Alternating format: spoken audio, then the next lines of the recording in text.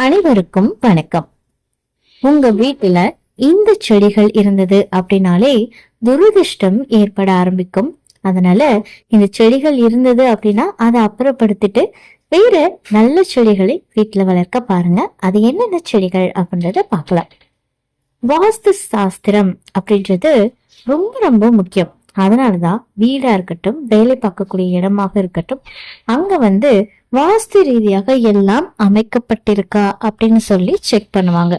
வாஸ்து ரீதியாக நம்ம சில பொருட்களை வைக்கிறது, வாஸ்து ரீதியாக அமைக்கிறது நல்ல ஒரு செல்வ வளத்தையும் வளர்ச்சியும் நமக்கு கொடுக்கும். ஏன்னா அது நல்ல பாசிட்டிவ் எனர்ஜியை நமக்கு கொடுக்கும்.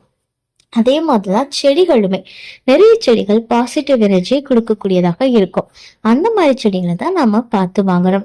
அழகா இருக்கு அப்படின்றதுக்காக எல்லா செடிகளையும் வாங்கி வளர்க்க கூடாது அப்படின்னு வாஸ்து சாஸ்திரத்துல சொல்லப்பட்டிருக்கு. ஸோ ஏன்னா இந்த மாதிரியான செடிகளால கெடு பலன்கள் கூட ஏற்படும் அப்படின்லாம் சொல்றாங்க. ஸோ துரதிருஷ்டத்தை கொடுக்கக்கூடிய செடிகள் என்னென்ன, இதெல்லாம் நம்ம வீட்டுல வைக்க கூடாது, இதெல்லாம் வைக்கணும் அப்படின்றத பத்தி பார்க்கலாம். வாஸ்து சாஸ்திரத்துப்படி ஒரு வீட்டுடைய அமைப்பு எப்படி இருக்கு, வீட்டுல எந்த பொருட்களை எந்த திசையில வைக்கணும், இந்த மாதிரி நிறைய விஷயங்கள் இருக்குங்க.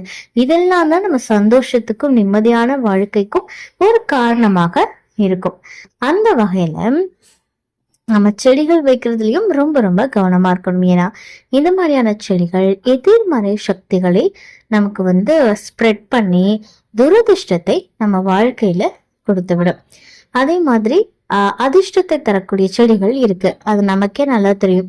துளசி, மணி பிளான்ட், அப்புறம் வெற்றிலை கொடி, இது எல்லாமே பாத்தீங்கன்னா நல்ல ஒரு அதிர்ஷ்டத்தை தரக்கூடியது. அதனாலதான் வீட்டுக்குள்ள உள்ளேயும் சரி, வெளியும் சரி, ஆபீஸ்லயும் சரி, இந்த மாதிரி செடிகளை வளர்க்கணும்.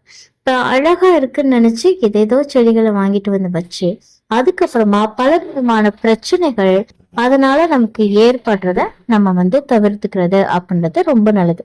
ரோஜா செடி பாக்குறதுக்கு என்னமோ அழகாதான் இருக்கு, ஆனா அது முள் செடி வகைகள்ல வந்துருது. சோ நம்ம வீட்டுல முள் செடிகளை வளர்க்க கூடாது. சில பேர் பாத்தீங்கன்னா கந்திருஷ்டி அப்படின்னு சொல்லி சப்பாத்தி கல் எல்லாம் வைப்பாங்க. ஆனா சப்பாத்தி கல்லுன்றதும் பாத்தீங்கன்னா முள் வகையை சேர்ந்ததுதான். எப்படி ரோஜா சொல்றோமோ அதே மாதிரிதான். சோ நீங்க அது சப்பாத்திகளே முற்றிலுமா தவிர்த்துக்கோங்க. இப்ப ரோஜா வளர்க்குறீங்க அப்படின்னா ஒரு ஓரமா நீங்க வளர்க்கலாம். நீங்க வெளியே போகும்போதோ வீட்டுக்குள்ள வரும்போதோ அது பாக்குற மாதிரி இல்லாம வளர்க்கிறது அப்படின்றது ரொம்பவும் நல்லது. அதே மாதிரி இந்த போன்சாய் மரங்கள் அப்படின்னு சொல்லுவாங்க, அதுவுமே நம்ம வீட்டுல வளர்க்கிறது அப்படின்றத தவிர்த்துக்கணும். அடுத்ததாக புளிய மரம். ஸோ சின்ன வயசுல நமக்கு என்ன சொல்லியிருப்பாங்க, புளிய மரத்துக்கு கீழே நிக்காத பேய் அடிக்கும் அப்படின்லாம் சொல்லியிருக்காங்க.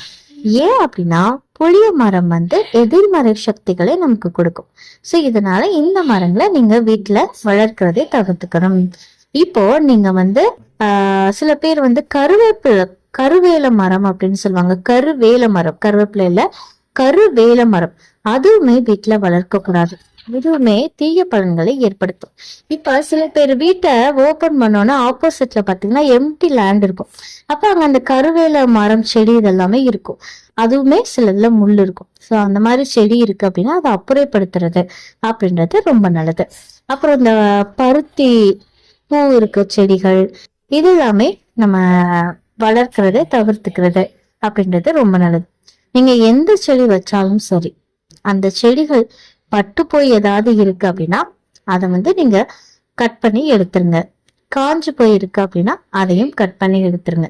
ஏன்னா அந்த காஞ்சு போன பட்டு போன செடிகளை வீட்டுல வளர்க்கிறது அப்படின்றதுமே நிச்சயமாக நமக்கு எதிர்மறை சக்தியை ஸ்ப்ரெட் பண்ணும். ஸோ அதனால துரதிர்ஷ்டம் அப்படின்றது நமக்கு வரும்.